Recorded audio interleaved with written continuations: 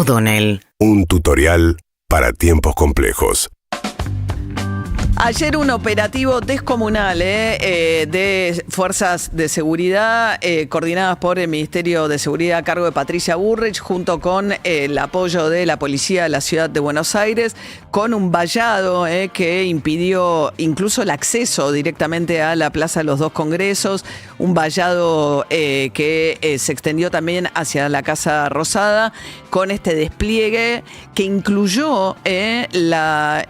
disposición no escrita, según nos contaba recién la titular de uno de los gremios de lo que es la ex-AFIP, lo que es la Agencia de Recaudación de Impuestos, ARCA,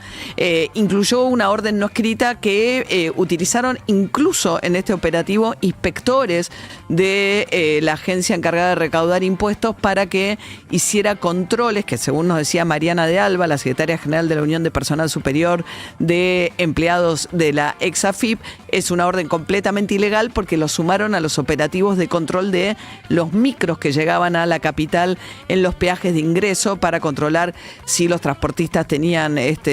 los papeles, quiénes eran los que estaban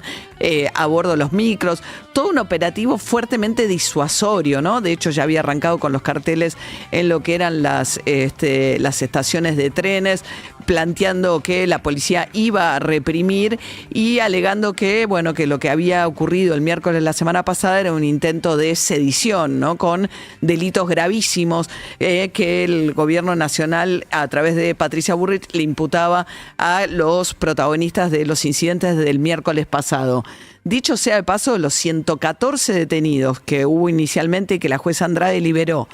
y de los 26 barras que Patricia Bullrich dijo que había identificado, ninguno de ellos estaba dentro de las dos personas que ahora sí, según información un poco más trabajada por parte de la Fiscalía, serían los responsables de haber quemado el patrullero. Lo que ayer ocurrió es que la jueza Andrade, tan vapuleada, Karina Andrade, por algunos medios y sobre todo por el gobierno nacional, por haber liberado a los 114 detenidos, alegando que las imputaciones que le hacían eran demasiado genéricas, que le habían dicho que eran ¿cómo se llama?, desacato a la autoridad, pero que no le dan detalles de que efectivamente cuáles eran los delitos que supuestamente habían cometido en flagrancia, lo que justificaba la detención. En este caso, en base a un trabajo, los fiscales con imágenes detectaron, según los fiscales, con una alta chance de que serían dos responsables, uno de ellos de la barra de All Boys, que ya está detenido, el otro todavía le pidieron la detención, pero no está detenido, a las dos personas responsables de haber quemado un patrullero. En ese caso, la jueza Andrade sí hizo lugar a la solicitud de la Fiscalía ordenando la detención de estas dos personas. Pero nadie está todavía en el listado original de Patricia Bullrich de aquellos responsables. Ayer lograron, con ese mega operativo, disuadir la protesta, que terminó siendo una protesta frente al Congreso Nacional, pacífica, pero sobre todo muy reducida en tamaño, dada la magnitud de lo que había sido el operativo y la intimidación que desplegó el Ministerio de Seguridad, insisto, con la participación o la orden que, según los propios gremios, es ilegal, de que incluso inspectores de la AFIP se sumaran a ese operativo. Mientras tanto, dentro del recinto, lo que ocurrió fue que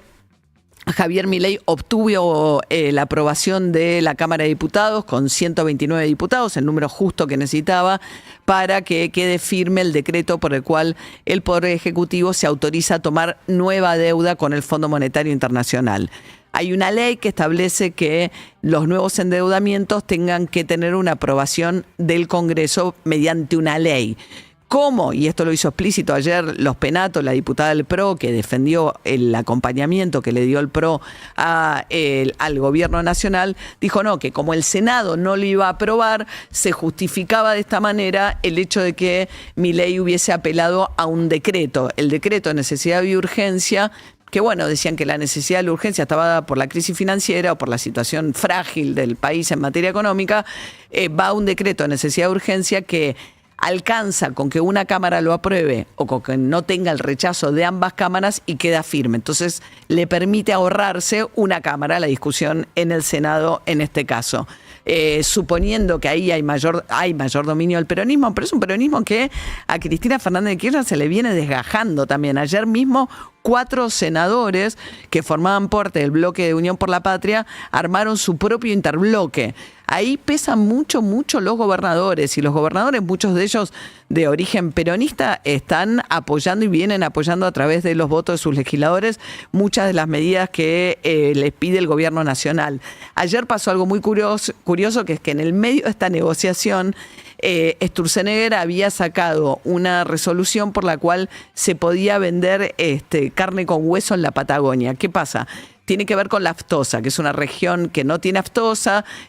o que está completamente fuera de aftosa, etcétera. Entonces, el tema es que los frigoríficos de la Patagonia son los únicos autorizados a vender carne en la Patagonia. A partir de esta resolución de Federico Sturzenegger, que buscaba bajar el precio de la carne, los otros frigoríficos no radicados en la Patagonia iban a poder vender también carne en la Patagonia. La cuestión es que Alberto Beretilnec, el gobernador de Río Negro, llamó al gobierno pidiendo que dieran de baja esa resolución. Bueno, crearon una comisión que durante 90 días va a estudiar esta medida que ya había anunciado Federico Sturzenegger a pedido de Beretilnec, y a cambio de eso consiguieron todos los votos que necesitaban, que estaban muy justitos en el recuento, pero terminaron alcanzándolo de esta manera. Y volvió a quedar muy exhibida también la interna de los libertarios. Fue un poco más prolijo, pero el presidente de la Cámara de Diputados, Martín Menem, quedó expuesto porque un medio de comunicación difundió los audios que le había mandado al propio bloque, dándole indicaciones, planteándole que había ciertos diputados que no se podían parar nunca a la banca para no perder el quórum, y diciendo que, bueno, que tenían que dar la pelea y ser... Sobre todo hay una pelea muy grande que es la de Marcela Pagano, que fue elegida presidenta de la Comisión de Juicio Político en contra de la voluntad de Martín Menem y de Karina Milei. Entonces, desde entonces lo que está haciendo Martín Menem es impedir que la comisión funcione, porque no quiere dejarle ese lugar a Marcela Pagano. Hay un acta donde la designan, y si no, tiene que ir al recinto a discutir si quieren cambiar las autoridades de la comisión, pero no puede hacer ninguna de esas cosas Martín Menem, entonces impide el funcionamiento de esa comisión, cosa que a Marcela Pagano la tiene enfurecida. Entonces Marcela Pagano viene teniendo una pelea furibunda con Lilia Lemoine, que es el alfil más importante de Javier Milei, o una de las voces más importantes del gobierno de Milei en la Cámara de Diputados. La cuestión es que esa interna ayer volvió a ventilarse en el recinto, dado que Marcela Pagano y también Unión por la Patria empezaron a ventilar las indicaciones que había dado Martín Menem al chat de los libertarios. Y cuando le cortó, porque no se pueden pasar audios, me explicaba recién David Cayón, entonces querían pasar el audio y no podían. Entonces le cortaba el audio a Martín Menem. Por eso fue Marcela Pagano y terminó sacando un megáfono en el medio de la sesión. Pero esta vez esas internas de los libertarios no impidieron el funcionamiento porque esta vez querían hacer funcionar la Cámara de Diputados, y lograron finalmente sacar la media sanción que ya garantiza que queda en pie el decreto por el cual Milei puede tomar nuevo endeudamiento con el Fondo Monetario. Y ayer fue un día un poco más tranquilo para los mercados. Por un lado, los dólares que habían arrancado todos al alza, pasando la barrera a los 1.300 pesos, terminaron bajando, mejoró la situación de los bonos, mejoró la situación del Merval. Sigue, sin embargo, un hecho que es el dato más preocupante, que es por lo que economistas, incluso muy cercanos al gobierno, están planteando, nos decía ayer Fausto Spotorno, que fue parte del grupo de asesores de economistas de Javier Milei. Él lo que decía es que este modelo está agotado en términos de buscar la estabilidad vía mantener el dólar quieto, de una manera que significa que el Banco Central no logra acumular reservas, porque parte de los dólares que liquidan los exportadores se utiliza para mantener a raya el contado con liqui, le permiten esto que se llama el dólar blend. El 20% de las exportaciones la pueden liquidar al dólar blend y hacer una diferencia, porque es un poco más alto que el dólar oficial. Bueno, los economistas vienen diciendo, che, no está juntando reservas, eso es un problema. Bueno, ayer el Banco Central volvió a perder reservas, más de 180 millones de dólares en 4 jornadas consecutivas. Ya perdió más de 1.000 millones de dólares de reservas el Banco Central, una situación que, bueno, ahora pretenden compensar con el ingreso de dólares, con un nuevo endeudamiento con el Fondo Monetario Internacional, de dólares que van a ir a fortalecer las reservas del Banco Central, pero no se sabe ni cuánto ni bajo qué condiciones, porque el decreto no aclara nada de esto y el Poder Ejecutivo tampoco aclaró absolutamente nada respecto de qué negoció con el Fondo Monetario, por qué monto y a cambio de qué.